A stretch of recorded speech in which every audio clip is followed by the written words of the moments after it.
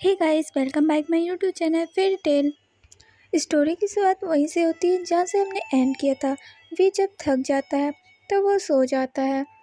आधी रात को जब वी अपनी आंखें खोलता है तो वो लैंसन की बाहों में होता है। वी स्माइल करता है, लैंसन के लिप्स में छोटा सा किस करता है। फिर वी बेड से उठता है, ये ध्यान रखते हुए कि लैंसन उठे नहीं। लैंसन काफ़ी गहरी नींद में था, इस वजह से उसे पता नहीं चला। वी अपने इनर रोब को पहनता है और विंडो के पास जाता है। वी विंडो से बाहर फुल मून की तरफ देखता है और अपना हाथ आगे बढ़ाता है। आसमान में मून बहुत ज़्यादा शाइन कर रहा था। वी अपना हाथ आगे बढ़ाता है तो मून लाइट से एक ब्लू कलर की लाइट वी पर पड़ती है। वी अपनी आंखें बंद कर लेता है। ब्लू लाइट वी की पूरी बॉडी को कवर कर लेती है, जिससे वी की बॉडी ग्लो करने लगती है। वी जब अपनी आंखें खोलता है तब उसकी आंखों का रंग बदल चुका होता है। उसकी आंखों का रंग स्काई ब्लू कलर का हो जाता है। वी स्माइल करता है और वहाँ से जाने लगता है। तब वो देखता है उसे ऐसा करते हुए बनी ने देख लिया है। तो वी अपने फिंगर को माउथ पर रखता है और उसे चुप रहने का इशारा करता है और लैंसन के पास जाकर उसे हक करके सो जाता है। नेक्स्ट मॉर्निंग जब वी की आंखें खुलती है तब वो काफ़ी ज़्यादा फ्रेश फील करता है। पहले जब वो सो के उठता था तब उसे इतना फ्रेश फील नहीं होता था, लेकिन आज उसे काफ़ी ज़्यादा अच्छा लग रहा है और नाइट के समय को याद करता है। जब वी दोबारा लैंसन को हक करके सो रहा था तब तक लैंसन जाग गया था। तब उसने उससे कहा था, अगर तुम्हें नींद नहीं आ रहा है तो हम कंटिन्यू कर सकते हैं। तब उन्होंने फिर से अपनी एक्टिविटी स्टार्ट कर दी थी। वे इसे याद करके ब्लश कर रहा था। जब लैंसन वहाँ आता है तब वी उसे देखकर और भी ज़्यादा ब्लश करने लगता है। तब लैंसन उसे कहता है, आज तुम अपनी क्लास को स्किप कर दो। तो वी उसे कहता है, नहीं, मेरा जाना ज़रूरी है, आज हमारा एग्ज़ाम है, मैं ऑलरेडी लेट हो चुका हूँ। तब लैंसन कहता है, तुमने मुझे अपने एग्ज़ाम के बारे में तो कुछ नहीं बताया था। तो वी कहता है, मैं भूल गया था। तुम ऐसे कैसे भूल गए थे? हाँ, एग्ज़ाम के बारे में कोई कैसे भूल गया? तुम्हें तो नाइट में तो मुझे बता देना चाहिए था। तो मैं ये सब करता ही नहीं तुम्हारे साथ। लैंसन की बात सुनकर वी मुंह बनाते हुए कहता है, तो क्या हो गया? मैं एग्ज़ाम दे सकता हूँ, मैं जाना चाहता हूँ और वैसे भी मैं ठीक हूँ। लैंसन कहता है, क्या तुम सच में एग्ज़ाम दे पाओगे? इस हालत में मुझे नहीं लगता तुम एग्ज़ाम दे पाओगे। तो वी लैंसन को घूरता है, उससे कहता है, मैंने कहा ना मैं एग्ज़ाम देने जा रहा हूँ, तो बस करो, अब मैं और इस बारे में बात नहीं करना चाहता। तब लैंसन कुछ नहीं कह पाता, बस वी को घूरता है। तो वी खड़ा होकर उसे चल कर दिखाता है, मैं बिल्कुल ठीक हूँ, अब तुम मुझे घूरना बंद करो। और फिर लैंसन के पास जाकर उसे किस करते हुए कहता है, गगा, अब इतना फिक्र मत करो, मैं बिल्कुल ठीक हूँ और देखना मैं एग्ज़ाम में तो टॉप कर दूँगा। वी लैंसन को आँख मारकर वहाँ से भाग जाता है। तब लैंसन के फेस में एक छोटी सी स्माइल आ जाती है, लेकिन वो मन में सोच रहा था, उनकी कल रात की एक्टिविटी के बाद वी चल फिर सकता है क्या? मैं उसके लिए इतना इजी हो गया था? वी तो यहाँ खुशी खुशी क्लास में एग्ज़ाम देने के लिए आ जाता है। वी तो पहले से भी ज़्यादा खुश लग रहा था और ब्यूटीफुल भी। तभी उसके पास नीहोसन आता है और उससे कहता है, वी मास्टर, क्या अभी भी आप चल फिर सकते हैं? वी को उसकी बात समझ नहीं आती तो वो पूछता है, तुम किस बारे में बात कर रहे हो? तो नीहोसन कहता है, जिस तरह से हंगुन-जुन आपको खींचते हुए लेके गए थे, मुझे तो लगा था अब आज क्लास के लिए तो आएंगे ही नहीं। तो वी उससे पूछता है, पर ऐसा क्यों? तो न्यूज़ेन कहता है, क्या आप लोगों ने वो सब नहीं किया? मुझे तो ऐसा ही लगा। तब वी की आंखें बड़ी हो जाती है और उसे समझ आ जाता है न्यूज़ेन क्या कहना चाहता है। तो न्यूज़ेन से कहता है, न्यूज़ेन, तुम इस बारे में मुझसे कैसे पूछ सकते हो? सेमलेस परवर्ट, इसका मतलब मैं सही हूँ। ऐसा कहकर न्यूज़ेन हंसने लगता है। तो वी गुस्से में उसे एक पंच मारने की कोशिश करता है, लेकिन न्यूज़ेन उसे डॉज कर लेता है और भागने लगता है। वी उसे मारने के लिए उसे पीछे जाता है, लेकिन न्यूज़ेन क्लास में घुस जाता है। तो वहाँ लैंड क्रैन होते हैं। तो वी चुपचाप अपनी सीट पर जाकर बैठ जाता है। एग्ज़ाम ख़त्म होने के बाद वे अपने साथियों के साथ बातें कर रहा होता है, तो उसमें से एक कहती है, इस साल का एग्ज़ाम पिछले साल के मुकाबले काफ़ी टफ है। इसमें कितने सारे डार्क एनर्जी के बारे में डीपली क्वेश्चन पूछे गए हैं। तो उनमें से एक कहता है, तुमने सही कहा, इस साल का एग्ज़ाम काफ़ी टफ था। मैंने बहुत सारे क्वेश्चन का तो ऐसे ही छोड़ के आ गया हूँ। वी को सबकी बातें यूजलेस लगती है, तो वो उनसे पूछता है, टूर्नामेंट कब होगा। तब उनमें से एक कहता है, हाँ टूर्नामेंट तो कल होने वाला है। मैंने सुना है एग्ज़ाम का रिज़ल्ट भी उसी दिन अनाउंस किया जाएगा। तब वी कहता है, हमें टूर्नामेंट की तैयारी करनी चाहिए, ना कि ये फालतू की बातें करने में। तब निहोसन कहता है, आप सही कह रहे हैं वी मास्टर, हमें टूर्नामेंट की तैयारी करनी चाहिए। थोड़े समय बाद हम वी को देखते हैं जो साइलेंट पेरिस में लैनसन का इंतजार कर रहा होता है। वो बनी से कहता है, बनी देखो ना, लैनसन तो अब तक नहीं आया, मैं कब से उसका इंतज़ार कर रहा हूँ। पर वाइट वाले बनी को इस चीज़ से कोई मतलब नहीं था। वो तो वी के साथ एंजॉय कर रहा था। ब्लैक वाला बनी बस उन्हीं दोनों को देख रहा था। जब थोड़ी समय बाद लैनसन वहाँ आता है, तो वो वी से कहता है, आज रात के लिए उसे हंटिंग करने जाना है, इसलिए वो वी के साथ नहीं रुक पाएगा। लैनसन तो इतना कहकर वहाँ से निकल जाता है, पर वी को काफ़ी गुस्सा आ रहा होता है। वो लैनसन का इतना देर से इंतजार कर रहा था, लेकिन लैनसन बस उसे ये कहकर वहाँ से निकल गया। वी थोड़ा सैड होता है, तो वाइट वाला बनी अपनी टंग से उसे लिक करता है। तो वी उससे कहता है, तुम ये क्या कर रहे हो। तो वाइट वाला बनी अपनी क्यूट क्यूट आंखों से वी की तरफ देखता है, जैसे वो कुछ कहना चाहता है। वाइट वाले बनी की ऐसी हरकत वी को काफ़ी क्यूट लगती है, तो वो उसे किस कर लेता है। ब्लैक वाला बनी उन दोनों को घूर रहा होता है। तब वी ब्लैक वाले बनी को पकड़कर उसे किस कर लेता है। ब्लैक वाला बनी उसे कुछ नहीं करता। ये देखकर वी काफ़ी हैरान होता है, क्योंकि ब्लैक वाला बनी ब्लश कर रहा था। ये देखकर वी को तो काफ़ी हंसी आती है और वो जोर जोर से हंसने लगता है। यहाँ लैनसन थोड़ा सैड होता है, क्योंकि वो वी के साथ टाइम स्पेंड करना चाहता था, लेकिन अपने काम के कारण वो काफ़ी बिजी है। नेक्स्ट मॉर्निंग टूर्नामेंट का समय वी निहोसन से बातें कर रहा होता है। तब निहोसन उसे बताता है, टूर्नामेंट का जाल लैनसन को बनाया गया है। वी हाँ में सर हिलाता है और मन में सोचता है, इसी कारण लैनसन का रात काफ़ी बिजी था।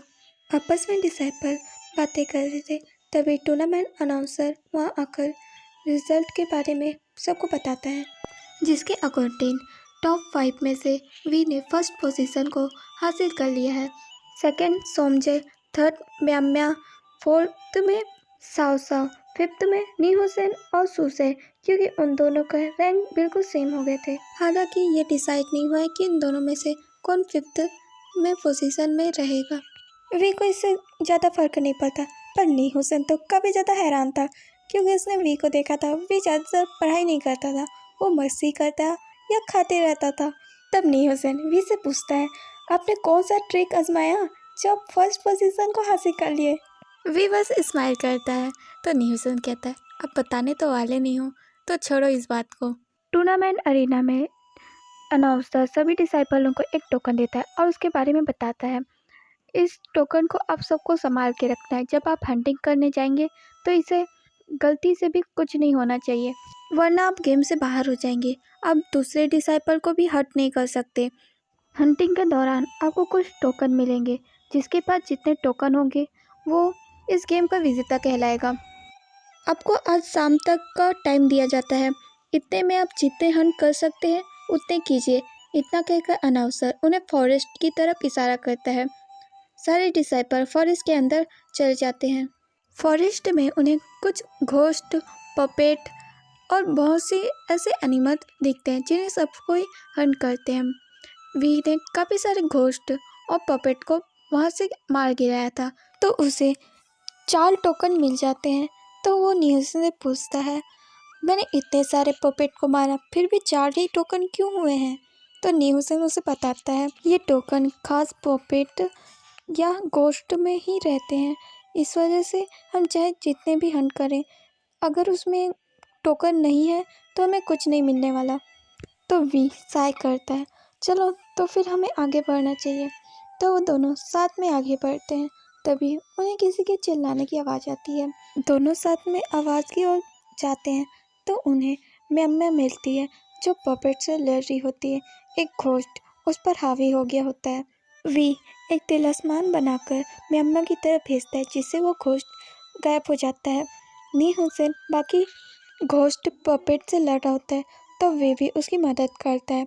तीनों साथ में अब लड़ाई करते हैं, जिससे पपेट और घोस्ट मारे जाते हैं। रिवॉर्ड में उन्हें 2 टोकन मिल जाते हैं।